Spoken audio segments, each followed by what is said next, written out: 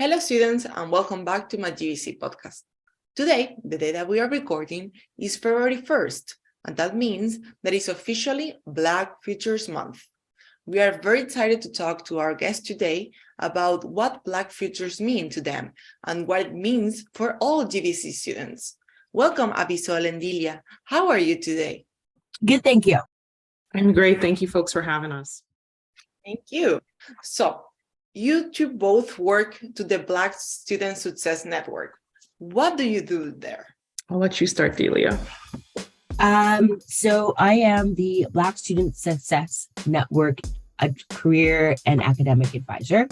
So I basically help students with any questions they have around their classes, around academics, if they are confused about their program and have questions about wondering if they should stay in it or possibly transfer to something similar.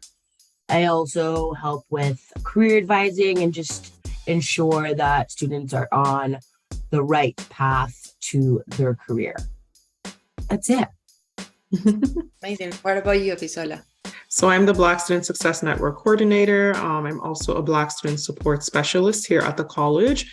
And my role primarily involves, working with our students through programming and creating programs that best support their academic success here at George Brown and throughout their time here at GVC. So, I basically create wonderful programs with various external and internal stakeholders that basically support the growth and success of our Black students.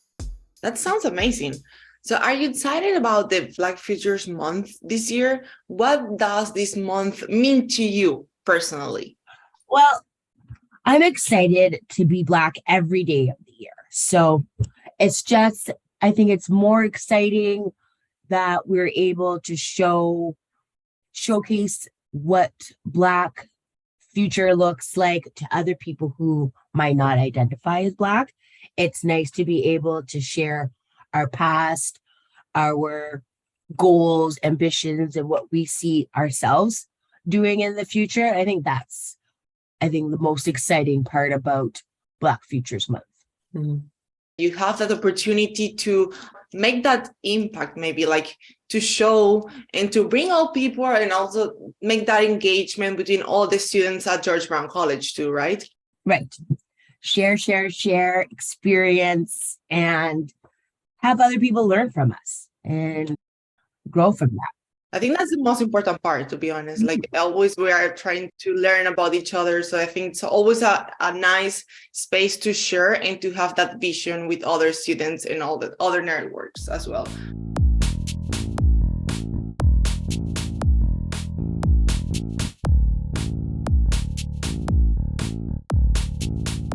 What about you, Abisola? What do you think? I think this is a month of reflection and a month of various ways that we can support Black people throughout our history and some of the challenges, oppressions, and discriminatory practices that we've encountered.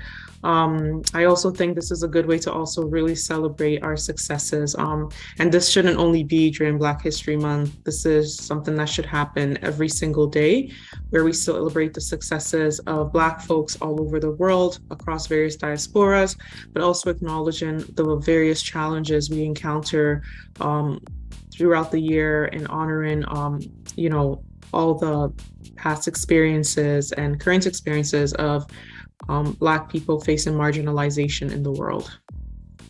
So it's good that you just mentioned about like how it used to be called before, that it was, I think, Black History Month, correct? We must always acknowledge the history of Black people. It's the oppression that they've experienced and encountered is not something that has ended like yesterday. And then this month is like, we're doing all this amazing and great things to acknowledge Black people. But in order for us to celebrate Black futures, there is always Black history, and Black history is continuous. It's in our blood, it's in our veins. And that's not something we should overlook. Black futures is a month of celebration and successes and stuff, but we can't say that we have sort of moved past Black history, because Black history is still happening right now. And it's still a part of our realities. Yeah. We make history every day.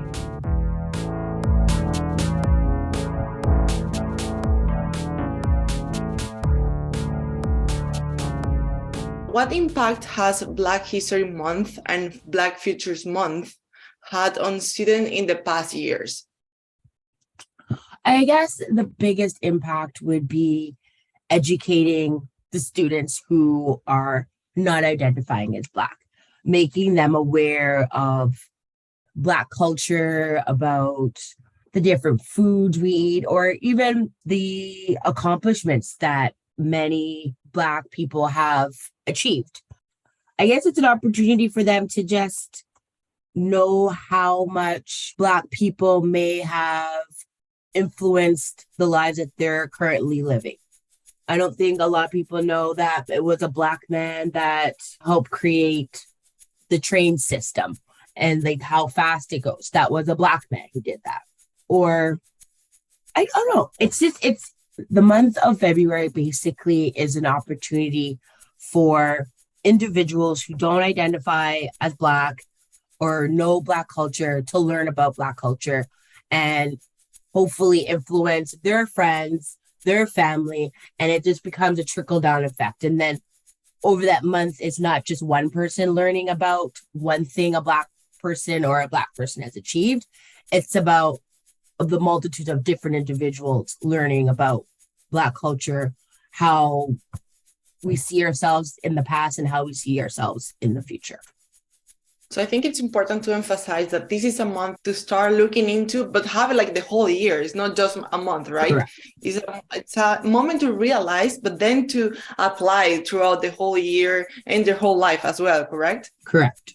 Right on the nose. Amazing. So I saw that the theme of Black Future Month this year is Black Health Matters. There are so many aspects to Black life and identities. How do you pick this theme for 2023? So I believe Natalie Wood and folks from the ORS department actually came up with a theme of Black mental health and Black health. And ultimately, we all spoke about it and stuff. And I think it's a very great way just to highlight that over the last couple of years, due to COVID, due to police brutality and different things like that, Black folks have suffered tremendously through their physical health, their mental health, in various ways. Like I know people are always like, oh, like COVID is like done and this, that, but like, folks are still experiencing COVID today. Black folks, marginalized communities are still ultimately experiencing long COVID symptoms. And I think this was just a good way to really highlight something that's not often talked about in, when people talk about the oppressions of Black folks, that, we experience a lot of discrimination as well in the healthcare system.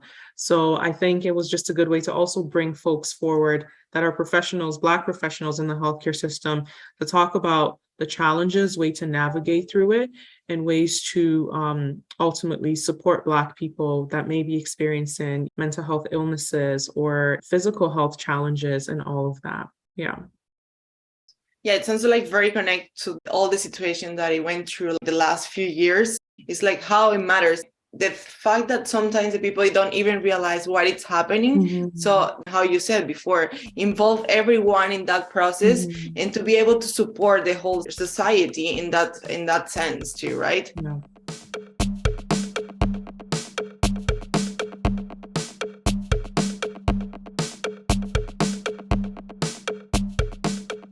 Can you tell me about some events happening for Black Futures at GBC this month? So I know the BSSN program here, we have a couple events happening for our students. So our programs are primarily for our Black students, as we want to foster a space to build community. So this month we do have our Talking Circle with Hannah Adam and Deandra Christopher from ALS. Hannah Adam works with counseling services, and they're going to come in and do some mindfulness and some decolonized group therapy sessions with us. We have our drop-ins this month as well.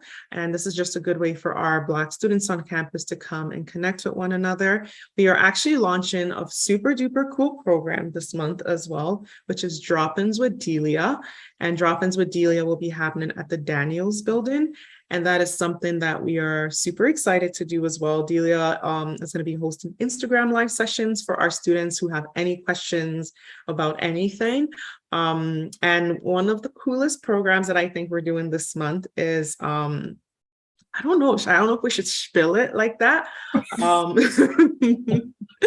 But I'm going to say it's a wonderful program, a wonderful event to explore the various foods from various Black cultures across North America, the diaspora, and Caribbean. Yeah.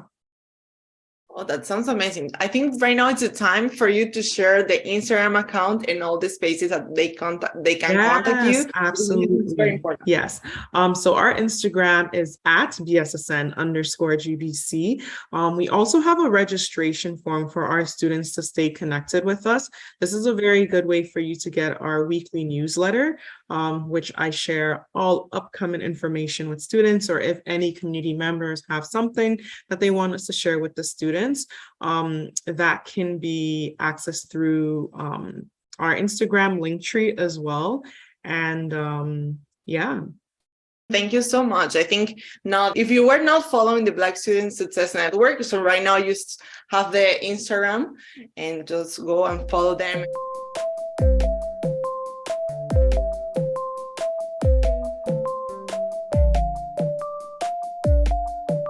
So is there anything else happening with BSNs beyond February that you want to mention? Maybe not this month, what it's coming later for BSSN?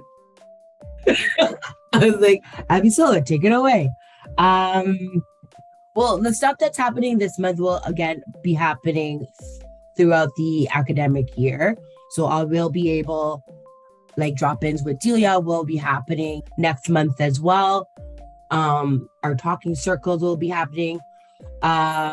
We are doing something cool for the month of March. I'll be joining up with Alicia Moraro from Career Services and providing students with a professional communication series. So for over the month of March, we'll be doing like a lunch and learn. Kalisha will join us and it'll be in person. So lunch will be provided and learn different tips on being better communicators professionally. And that just means through email.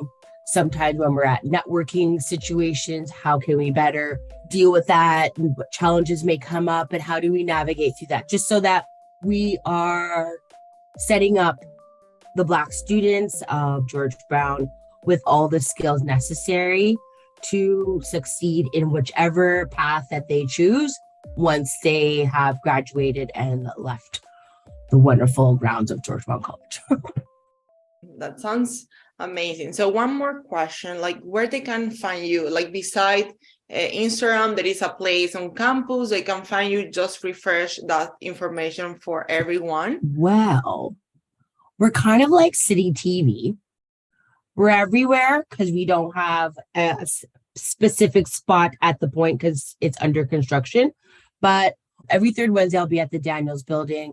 Every last Tuesday, I will be at either Casaloma or the 341 King, just so that I'm able to see students on all campuses. Because we don't have a specific spot, it's good to always look on Instagram to see where we're at because we're constantly moving from campus to campus. Yeah, just because we're everywhere, it's hard to say on that specific day we'll be here, City TV, everywhere they are. And that's how we are. BSSN, everywhere. Yeah, that sounds great. It's just to know. So in that case, they can follow. And I think it's the easiest way to be connect with all of you and to be able to check where they are, what they're doing right now, what events they have. So I think it's the best and the easiest ways to connect. And to share with all of you. So thank you so much both for coming into this episode to talk to me and to give to us all the information that we need to have from BSNs. And Sai, thank you so much and hope to have you here again soon. Yes. Thank you for having Thank you so much for having us. All right, students, so check this out. And in the meantime, have a great week.